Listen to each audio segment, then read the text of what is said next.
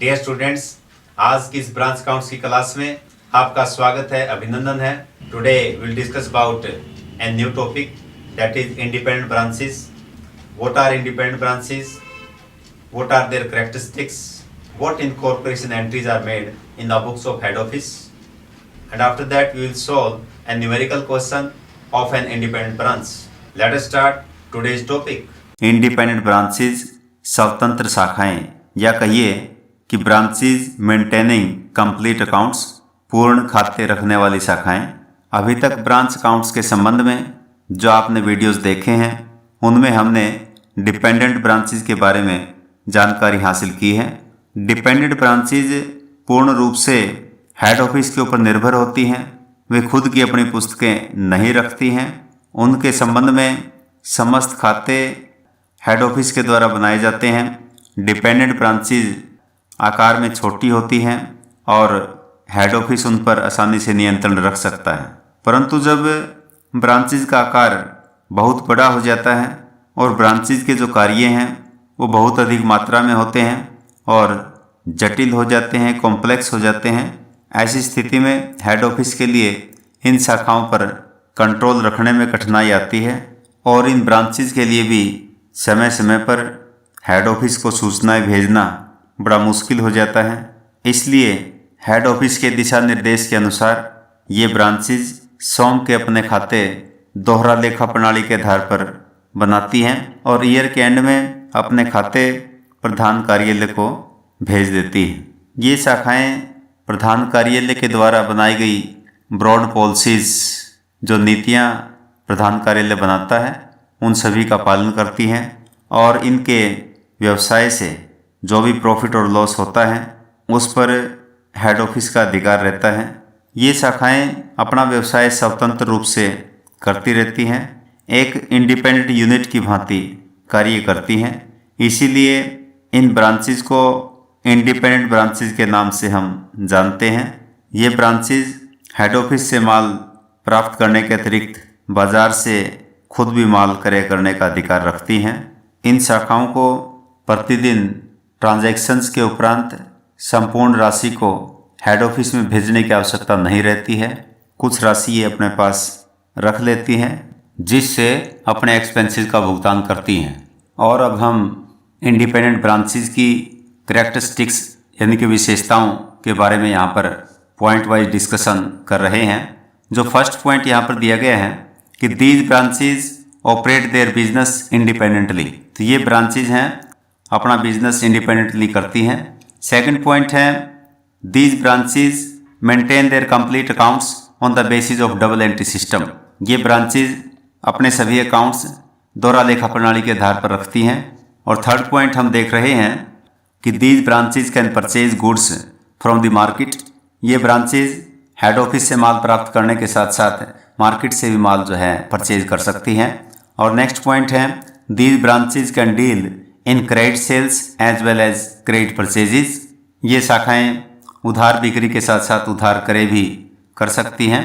और next point है these branches are not required to send the amount of cash on daily basis, तो daily basis के आधार पर इन शाखाओं के लिए कैश की राशि हेड ऑफिस में भेजना आवश्यक नहीं होता है।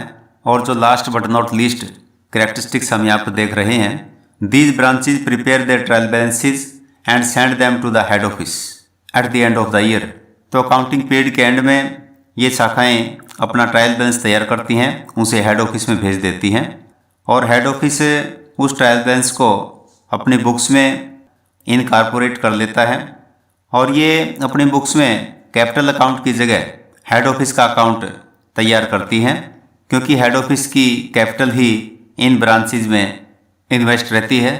तो ये थी कुछ कैरेक्टरिस्टिक्स इंडिपेंडेंट ब्रांचेज की। और अब हम इनकॉर्पोरेशन एंट्रीज के बारे में यहाँ पर डिस्कस करेंगे। जो समामेलन प्रविष्टियाँ होती हैं हेड ऑफिस की पुस्तकों में की जाती हैं, तो सभी इंडिपेंडेंट ब्रांचेज अकाउंटिंग पीरियड के एंड में अपने ट्रायल बैलेंस को हेड ऑफिस में भेज देती हैं और हेड ऑफिस ट्रायल बैलेंस में दी गई आइटम्स के लिए इनकॉर्पोरेशन एंट्रीज करता है। इनकॉर्पोरेशन एंट्रीज करने के लिए यहाँ पर 3 विधियाँ दी गई हैं। जो प्रथम विधि है उसके बारे में हम यहाँ पर डिस्कस कर रहे हैं।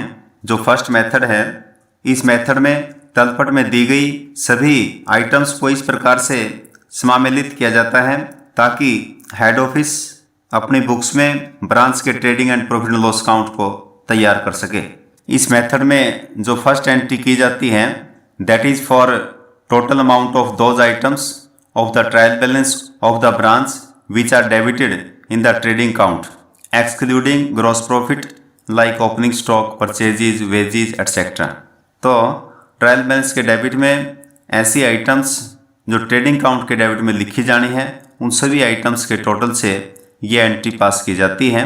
तो branch trading account debit to branch account, और नरेशन में हम लिख देंगे for debit items of trading account such as opening stock, purchases, wages, carriage inward, sales return etcetera incorporated. तो ये फर्स्ट इनकॉर्पोरेशन एंट्री है, और जो फर्स्ट मेथड की सेकेंड एंट्री है that is for the total amount of those items of the trial balance which are credited in the trading account excluding gross loss like sales, closing stock etcetera.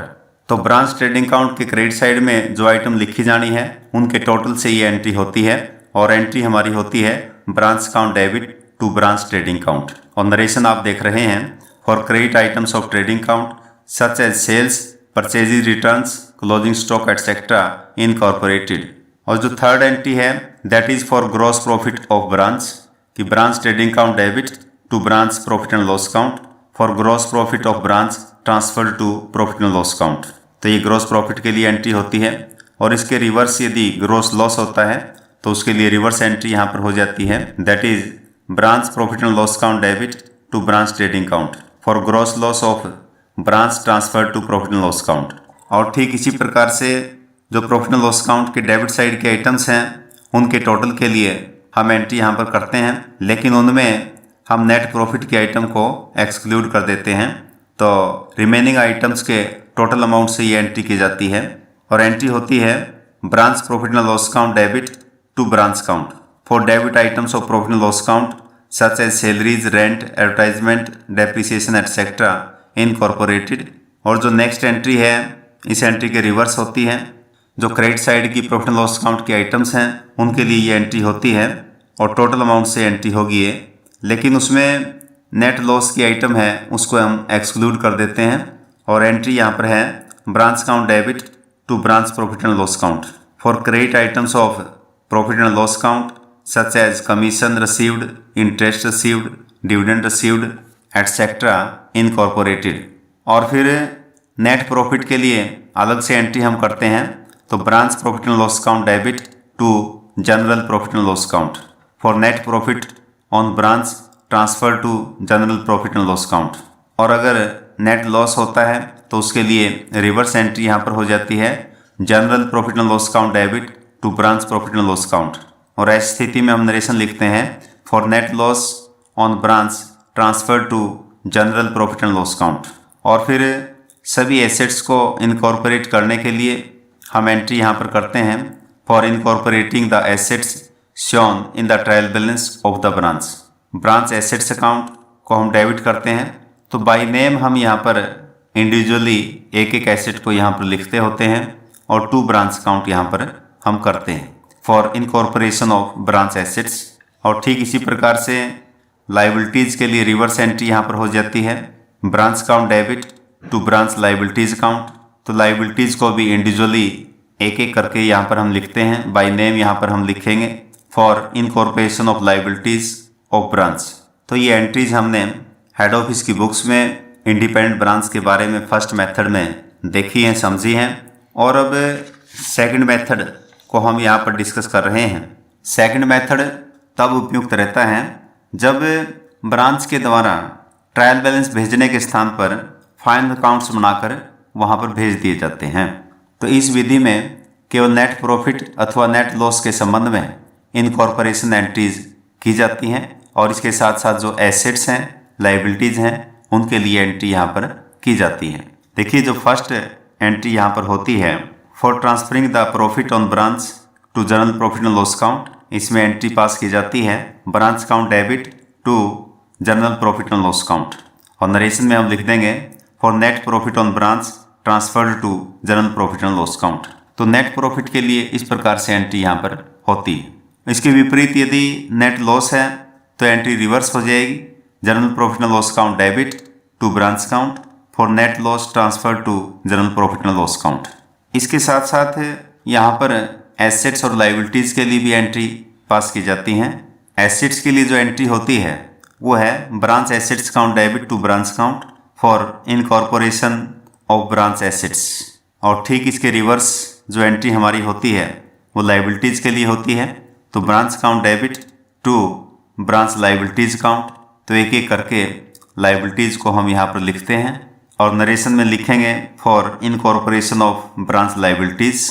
तो इस प्रकार से जो second method है उसमें हम देख रहे हैं कि सिर्फ नेट प्रॉफिट और नेट लॉस की एंट्री के साथ साथ एसेट्स और लाइबिलिटीज़ की इनकॉर्पोरेशन एंट्रीज यहाँ पर की गई हैं। इनकॉर्पोरेशन एंट्रीज के संबंध में एक थर्ड मेथड भी है। इस मेथड में केवल 2 एंट्रीज की जाती हैं कि ट्रायल बैलेंस की सभी डेबिट पक्ष की आइटम्स के लिए, चाहे वो कैपिटल नेचर की हो चाहे रिवेन्यू नेचर की हो, उन सब के लिए एक एंट्री हम यहाँ पर पास करते हैं। All debit balances accounts individually यहाँ पर हम लिखते हैं और 2 ब्रांच काउंट यहाँ कर देते हैं for incorporation of all debit balances of branch trial balance. तो ट्रायल बैलेंस की प्रत्येक आइटम को जो डेबिट साइड में लिखी गई है एक एक करके हम यहाँ पर डेबिट करते हैं। और दूसरी एंट्री में जितने भी क्रेडिट बैलेंसेज हैं सभी अकाउंट्स को एक एक करके हम यहाँ पर क्रेडिट करते हैं। तो to all credit balances accounts individually यहाँ पर हम लिखते हैं और ब्रांच अकाउंट को यहाँ पर हम डेबिट कर लेते हैं और नरेशन में लिखेंगे for incorporation of all credit balances of branch trial balance. तो ये थर्ड मेथड आपने देखा। तीनों ही मेथड्स में, तीनों ही विधियों में हम हेड ऑफिस के अकाउंट के संबंध में कोई इनकॉर्पोरेशन एंट्री नहीं करते हैं, क्योंकि इतनी ही राशि से ब्रांच अकाउंट हेड ऑफिस की बुक्स में पहले से ही एग्जिस्ट करता होता है। इसलिए हेड ऑफिस अकाउंट के संबंध में कोई भी इनकॉर्पोरेशन एंट्री यहाँ पर नहीं की जाती है, क्योंकि हेड ऑफिस की बुक्स में ब्रांच अकाउंट पहले से ही होता है। और तीनों मेथड्स में हम जो एंट्रीज यहाँ पर करते हैं उन एंट्रीज को हम रिवर्स कर देते हैं और इस प्रकार से ब्रांच अकाउंट जो है वो ऑटोमेटिकली समाप्त हो जाता है। एसेट्स को भी यहाँ पर ले लिया जाता है, लाइबिलिटीज़ को ले लिया जाता है और जो ब्रांच अकाउंट का डिफरेंस होता है वही सेम, यानी कि जो कैपिटल हेड ऑफिस की इन्वेस्ट की गई है ब्रांच में तो वही बैलेंस वो होता है। तो इसलिए ब्रांच अकाउंट ऑटोमेटिकली वो समाप्त हो जाता है, बंद हो जाता है। तो यहाँ पर एक न्यूमेरिकल क्वेश्चन के माध्यम से हम ये इनकॉर्पोरेशन एंट्रीज को समझेंगे कि किस प्रकार से हेड ऑफिस अपनी बुक्स में इनकॉर्पोरेशन एंट्रीज करता है और किस प्रकार से वहाँ पर खाते बनाता है। तो देखिए, the Ahmedabad branch of X limited closed its books on 31 March 2005। Then the trial balance of branch was as follows. तो ट्रायल बैलेंस ये ब्रांच का दिया गया है और डेबिट बैलेंसेज आप देख रहे हैं। Salary debtors ₹24,000। अगर आप नोट कर सकते हैं इन आइटम्स को तो आप नोट कर लें। सैलरी डेटर्स यहाँ पर दिए हैं 24,000 के। कैश इन हैंड यहाँ पर दिया गया है ₹3,800 का। Fixtures and furniture ₹12,500। Stock on 1 April 2004 ₹4,500। Goods received from head office ₹68,000। Purchases ₹1,32,900। 1,32,900 रुपये की परचेजेज यहाँ पर की गई हैं। Wages and salaries ₹11,000। Trade expenses ₹10,500। तो इस प्रकार से डेबिट बैलेंसेज यहाँ पर दिए गए हैं ट्रायल बैलेंस में और टोटल इसका यहाँ पर किया गया है ₹2,67,200। और फिर क्रेडिट बैलेंसेज यहाँ पर दिए गए हैं। Sundry creditors ₹17,200। सेल्स यहाँ पर दी गई हैं ₹2,25,000। हेड ऑफिस अकाउंट यहाँ पर दर्शाया गया है ₹25,000 और इस प्रकार से यहाँ पर टोटल किया गया है। और फिर नीचे लिखा है the closing stock of branch was ₹5,200। Find out the branch profit and make necessary journal entries to incorporate the items of branch in the head office books. Also prepare branch account in the head office ledger. तो head office की खाता बही में branch account भी हमने तैयार करना है।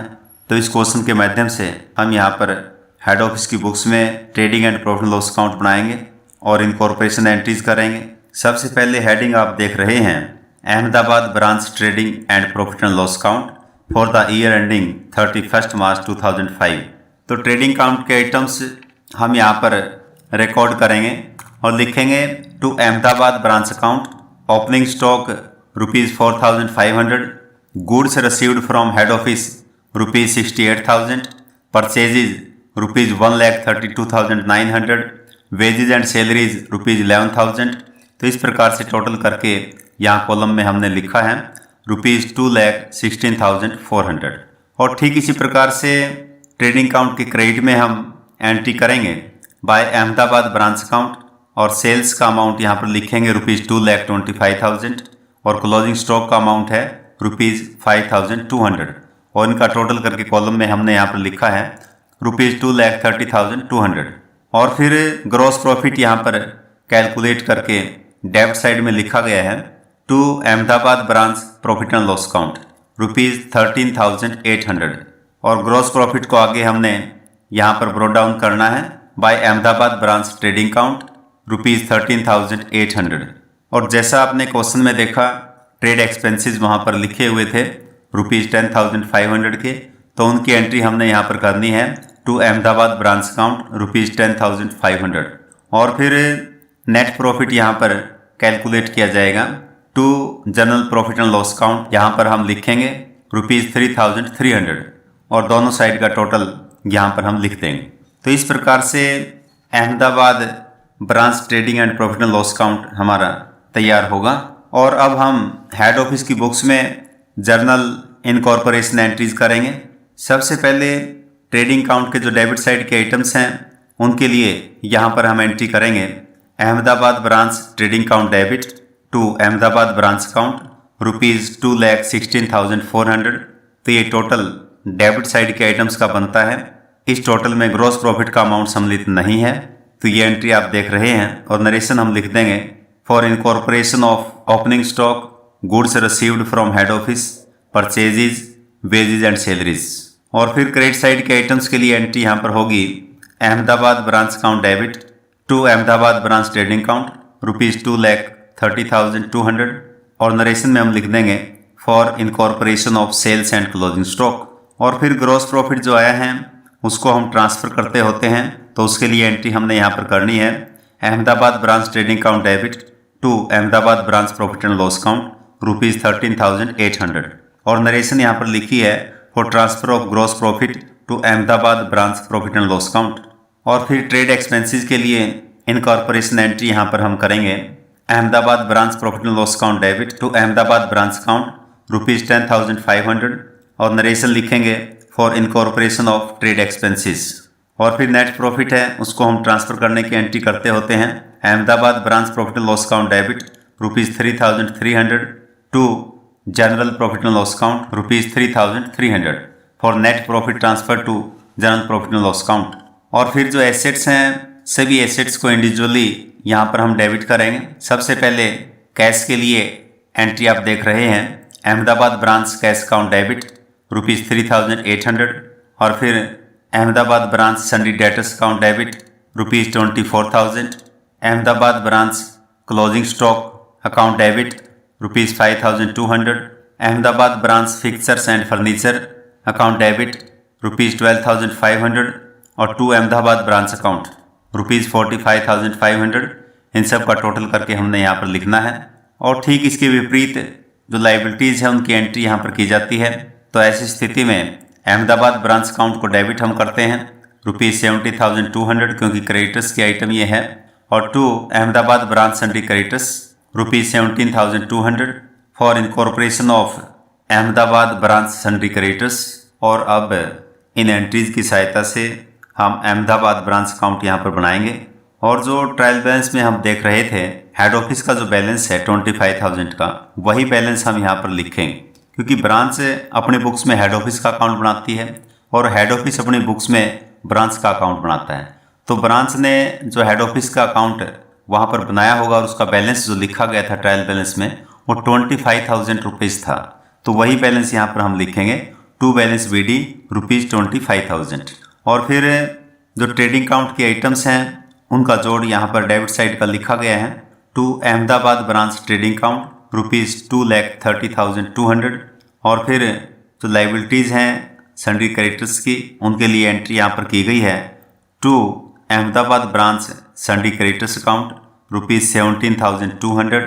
तो ये डेबिट साइड के आइटम्स हैं और फिर क्रेडिट साइड के आइटम्स हम यहाँ पर देख रहे हैं by Ahmedabad branch trading account ₹2,16,400, by Ahmedabad branch profit and loss account ₹10,500 और फिर आगे हम देख रहे हैं कैश के लिए by Ahmedabad branch cash account ₹3,800, by Ahmedabad branch sundry debtors account ₹24,000, by Ahmedabad branch closing stock account ₹5,200, by Ahmedabad branch fixtures and furniture ₹12,500। तो इस प्रकार से अहमदाबाद ब्रांच अकाउंट में ये आइटम्स लिखी जाती हैं और दोनों साइड का टोटल कर दिया है ₹2,72,400। तो ये फर्स्ट मेथड में हमने इनकॉर्पोरेशन एंट्रीज की हैं और अहमदाबाद ब्रांच अकाउंट हमने ये तैयार किया है। ठीक इसी प्रकार से अगर इन्हीं एंट्रीज को हम सेकंड मेथड में करते हैं, अल्टरनेटिव मेथड हमारे पास सेकंड मेथड है, अगर उसमें हम एंट्रीज करते हैं तो उसमें किस प्रकार से एंट्रीज होंगी तो वो आप देख रहे हैं।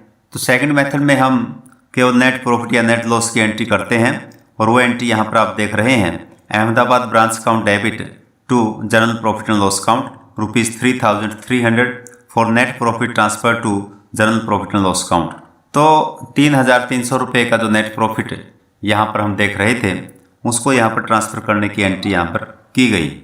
नेट प्रॉफिट के उपरांत यहाँ पर सभी एसेट्स के लिए इनकॉर्पोरेशन एंट्रीज की जाती हैं। तो आप देख रहे हैं Ahmedabad branch cash account debit ₹3,800, Ahmedabad branch sundry debtors account debit ₹24,000, Ahmedabad branch closing stock account debit ₹5,200, Ahmedabad branch fixtures and furniture को डेबिट किया गया है ₹12,500 से और to Ahmedabad branch account ₹45,500 for incorporation of branch assets. तो इस प्रकार से एसेट की प्रत्येक आइटम को हम इनकॉर्पोरेट करते हैं और ठीक इसके विपरीत लाइबिलिटीज़ के बारे में एंट्री यहाँ पर की जाती है। तो सन्ड्री क्रेडिटर्स की आइटम यहाँ पर लाइबिलिटीज़ में दी गई है तो उसके लिए एंट्री यहाँ पर आप देख रहे हैं Ahmedabad branch account debit to Ahmedabad branch sundry creditors account ₹17,200 for incorporation of branch creditors. तो ये एंट्रीज हमारी इनकॉर्पोरेशन के संबंध में सेकंड मेथड में रहती हैं और इन इनकॉर्पोरेशन एंट्रीज के आधार पर हम आसानी से अहमदाबाद ब्रांच अकाउंट तैयार कर सकते हैं।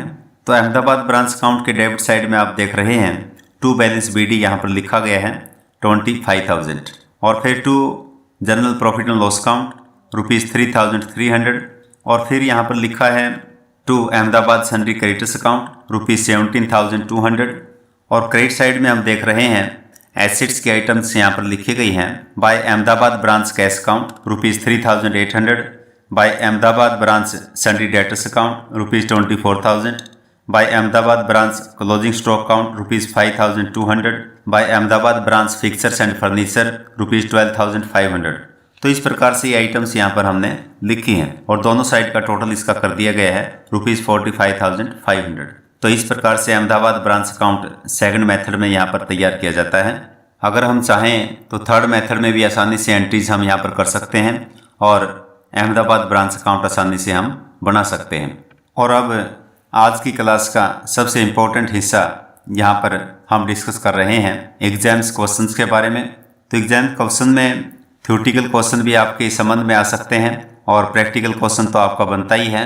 तो थ्योरेटिकल क्वेश्चन जो आपके बनते हैं उनमें जो एक मुख्य क्वेश्चन बनता है 6 से 8 नंबर का, 6 नंबर का आ सकता है, 8 नंबर का आ सकता है और कई बार शॉर्ट में भी पूछ लिया जाता है तो वो 4 नंबर का हमारा हो जाता है। और जो क्वेश्चन है what do you understand by independent branches, explain in details, तो डिटेल्स से जब यहाँ पर पूछा जाएगा तो ये 8 नंबर का भी हो सकता है, 6 नंबर का हो सकता है और जब शॉर्ट में इस क्वेश्चन को पूछा जाता है तो ये आपका 4 नंबर का क्वेश्चन यहाँ पर बनता है। और एक और क्वेश्चन यहाँ पर जो 4 नंबर का बनता है, right any 3 differences between dependent branches and independent branches. तो 3 डिफरेंस आपने यहाँ पर बताने हैं और ये 4 नंबर का क्वेश्चन आपका यहाँ पर बनता है।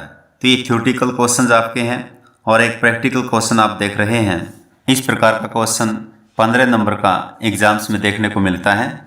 The following is the trial balance of Meerut branch as on 31 March 2003।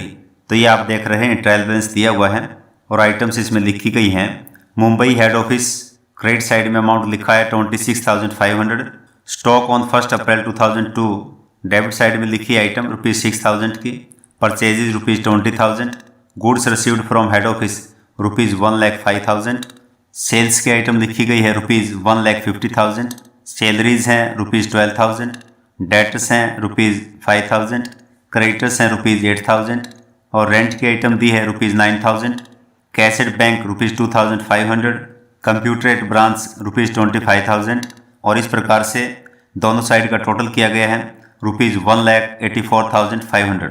और नीचे लिखा है closing stock at branch on 31 March 2003 was valued at ₹7,500.